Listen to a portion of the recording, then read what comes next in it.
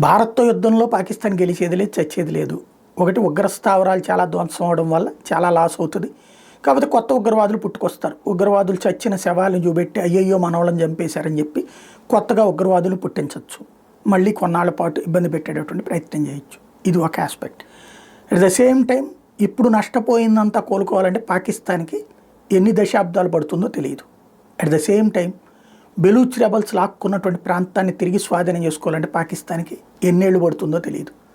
అలాగే తెహ్రీకి తాలిబాన్ పాకిస్తాన్ ఇప్పటికే తన సైన్యాన్ని అంటే తన బలాగాన్ని అంతా కూడా తీసుకొచ్చేసేసి ఖైబర్ పఖ్తూన్వా లాక్కునే ప్రయత్నం చేస్తుంది. అది కూడా కోల్పోతే మళ్ళీ తిరిగి తీసుకోవడం ఎంతవరకు అవుతుందో తెలియదు.